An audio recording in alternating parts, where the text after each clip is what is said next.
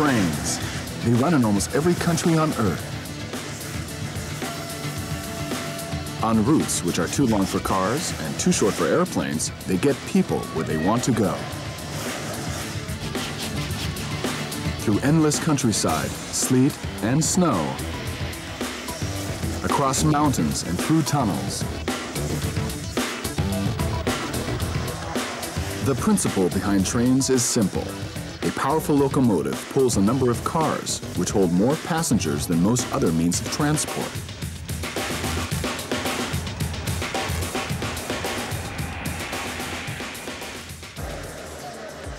The train station is where everything starts out. Passengers rush to their trains, already waiting to leave on time. So everyone knows when and from where their train will be departing. Track, number, and destination are displayed on large information boards. Almost everyone has taken a train some time or other, but hardly anyone knows how difficult it is to organize such a trip. When everyone is boarded, the conductor presses a button, starting an automatic message.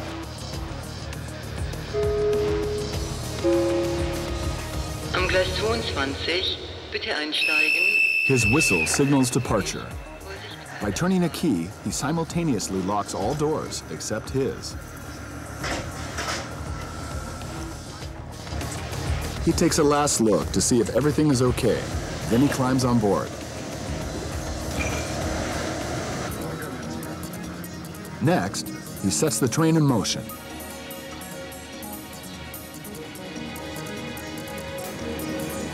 After departure, the conductor greets the passengers aboard his train. Guten Tag, verehrte Fahrgäste, Zugchef Zeitungszentin begrüßen Sie im Intercity Express Duisburg auf der Fahrt nach Berlin Ostbahnhof, über Mannheim, Frankfurt, Fulda, Kassel-Wilhelmshöhe, Göttingen, Hildesheim und Braunschweig und wir wünschen eine angenehme Reise.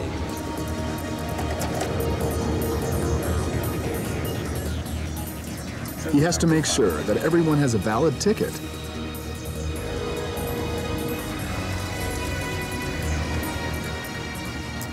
Up front, the engineer is hard at work. Like in a car, he can go faster or slower, but he doesn't have to steer. Because trains run on tracks, his path is fixed. Tracks are a brilliant invention. Without tracks, there wouldn't be any trains. Something similar to tracks already existed nearly 2,000 years ago. They can still be seen today in the ancient Roman city of Pompeii. Craftsmen chiseled ruts into the stone roads so carts wouldn't slip off track and would be easier to push. About 300 years ago, someone came up with the idea of making tracks out of iron. The path for the invention of the railroad was cleared.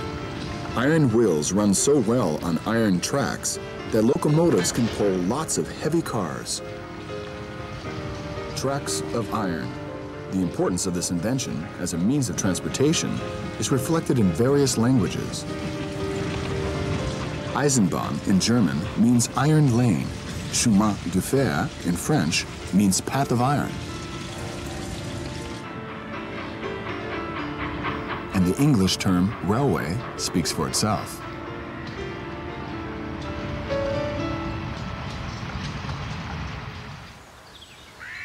Any second now. Theo, you've been saying that for more than 2 hours. I really don't think it's gonna come. Oh, come on, believe me, Tess. I'm certain. According to the schedule, it should long since have been here. And this isn't just any old train, it's the best steam engine of all steam engines ever, you know? Tess, did you hear that? It'll be here any minute now. That majestic whistle is a sure sign. Soon it'll be here, that legend among locomotives.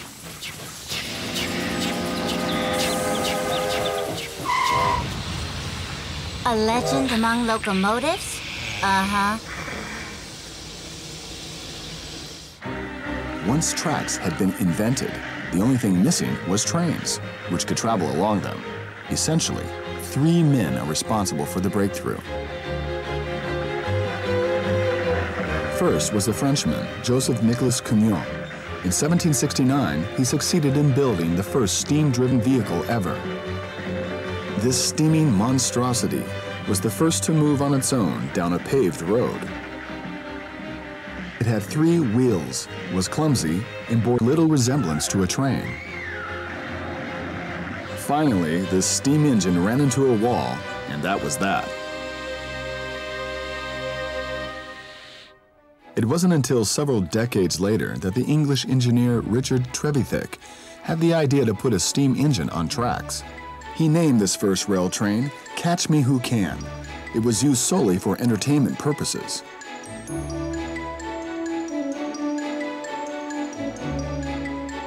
The next great inventor in the history of the railroad was the Englishman George Stephenson. He built a steam engine which he named Locomotion, giving locomotives their name. Together with his son, he then built the Rocket, which became famous.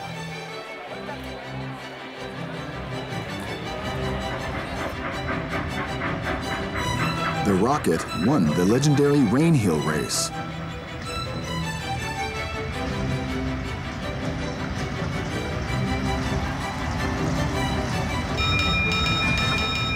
From then on, it commuted between Liverpool and Manchester.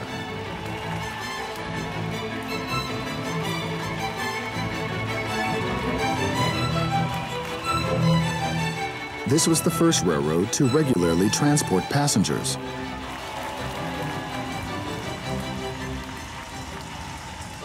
In Germany, the Adler or Eagle became famous. On December 7, 1835, it opened the Nuremberg-Fürth line. Compared to modern trains, the Eagle was a lame duck. It was about as fast as a motor scooter, around 25 miles an hour. But for its time, that was breathtaking speed.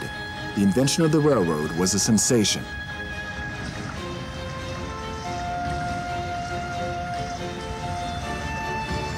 For thousands of years, man had traveled on foot or by horse and carriage.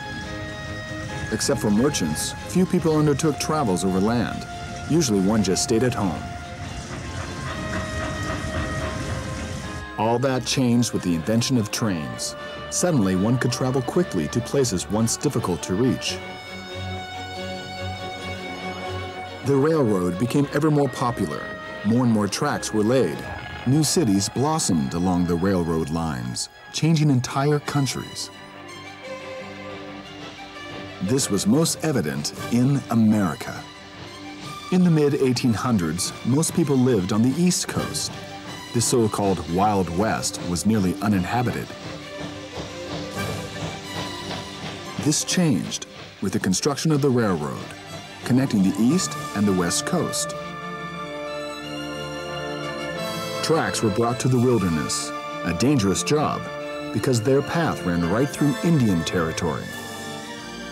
The Indians saw the white man and his steaming monstrosities as a threat to themselves and their hunting grounds and sought to chase them away. But they were not to be stopped. Towns shot up everywhere. Thanks to the railroad, America gained numerous new cities. The same thing happened on other continents as well. Around the globe, more and more tracks were laid and trains built. Amongst them were impressive showpieces. Kings had luxurious cars constructed, equipped with all amenities. Like this one, belonging to Bavaria's King Ludwig II. It is adorned by a priceless golden crown. The interior was gilded and decorated with the finest materials.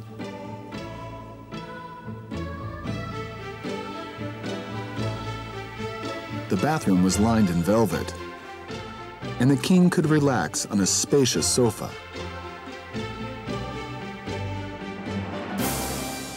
Normal trains were not this luxurious. Fare was cheapest in third class. But one had to sit on wooden benches.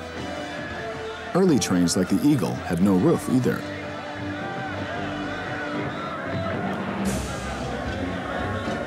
Rich people could afford to sit in the generously appointed first class. Few steam engines remain today, and most are used purely for entertainment purposes. Before each trip, the machinery and brakes have to be checked. The wheels have to be lubricated, and enough coal and water loaded.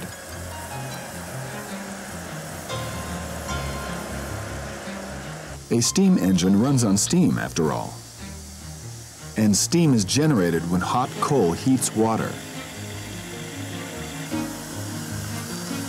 A fast train like this one holds about 12,000 gallons of water, more than 200 bathtubs full. The boiler has to be heated 1 full day before the journey begins. It takes a long time for enough steam to develop to set a train in motion. Coal is burned in a kind of oven. The temperature rises to 4,500 degrees Fahrenheit, and hot air flows through pipes into the boiler. The pipes heat the water, and just like in a kettle, the water first boils and then begins to steam. All this steam is vented to a cylinder. The resulting pressure causes long rods attached to the wheels to move to and fro.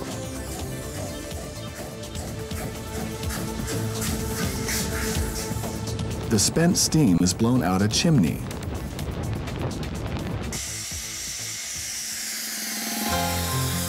When the engine is ready to go, it hisses and snorts like some kind of steel monster.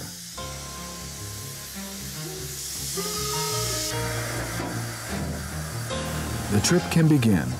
Slowly, the wheels begin to turn.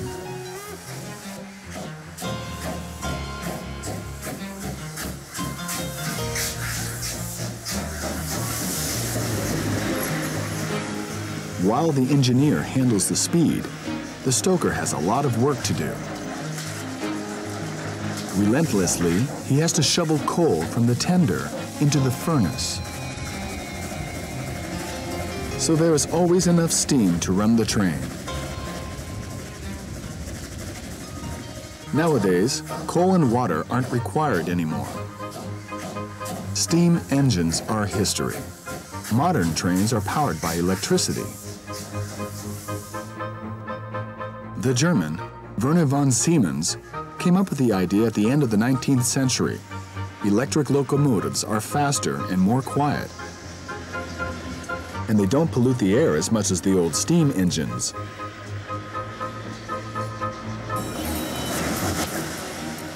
In the age of electricity, the engineer doesn't have to work as hard anymore. But he has to pay all the more attention, especially at high speeds. When the engineer pushes this lever, the train accelerates. On some lines, computers inform the engineer how fast he can go. And this is an important pedal. It has to be pushed every 30 seconds. If the engineer falls asleep or becomes ill, the train brakes automatically. That way, a train can never run out of control. Most electric locomotives are equipped with such safety measures. And this is what makes modern trains go. Power lines. Suspended above the tracks, they supply electricity. A so-called collector makes contact, allowing electricity to flow to the engines.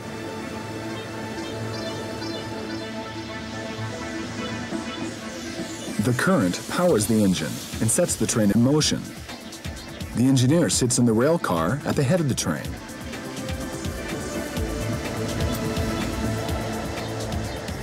These new German intercity express trains, or ICEs, don't actually pull their cars behind them. Rather, the whole train is a kind of locomotive. The engines aren't located only at the front end, but all along the underside of the train. These are the engineer's colleagues. They monitor the railway lines at headquarters.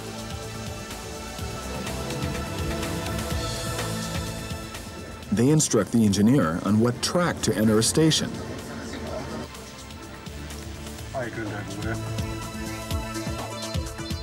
They also assure that the gates close at railroad crossings when a train approaches.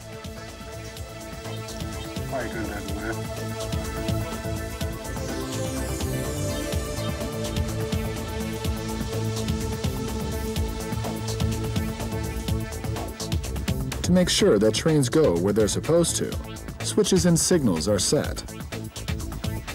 These boards show the exact location of trains in the rail network.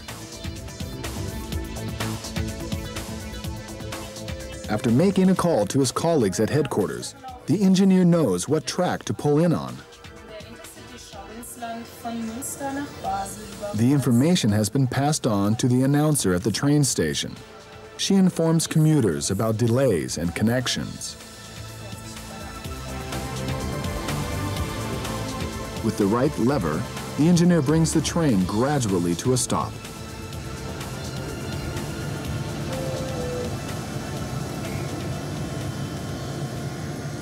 When the signal switches from red to green, he knows the line is cleared for his train.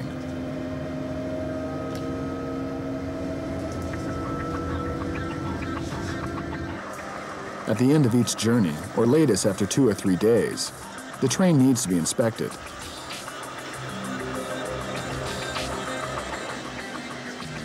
The train is given a checkup from one end to the other. Top, bottom, inside and out. It takes about an hour. The collectors on the roof are inspected.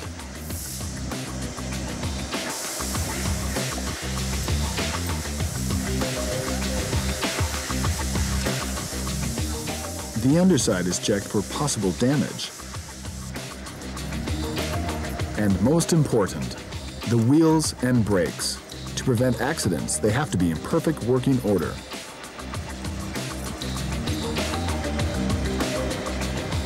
The more miles the train has run, the more detailed the inspection. Wheels are inspected for even the tiniest of cracks.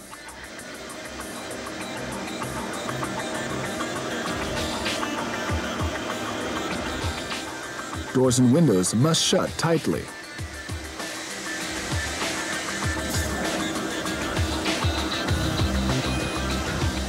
All these checks are made to ensure a safe journey.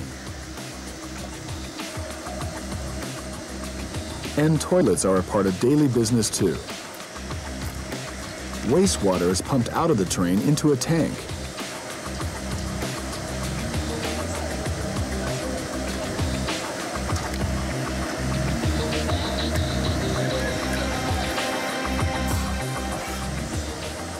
Many countries are competing for the fastest train.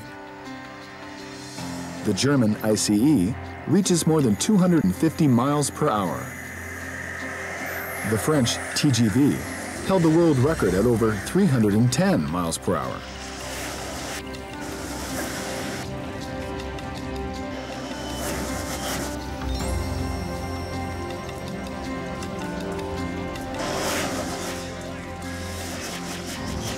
Such high speeds are not possible in regular rail traffic, but one day they might be. Engineers envision the trains of the future to be as fast as planes. No matter how fast they travel, trains will always be an important means of transportation. They protect our environment and don't emit as much exhaust as cars.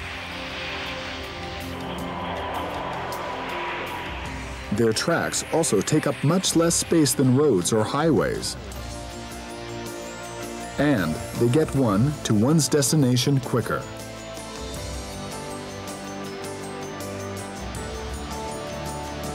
Many more trains will leave inspection and await us at the next station. Ready for yet another journey.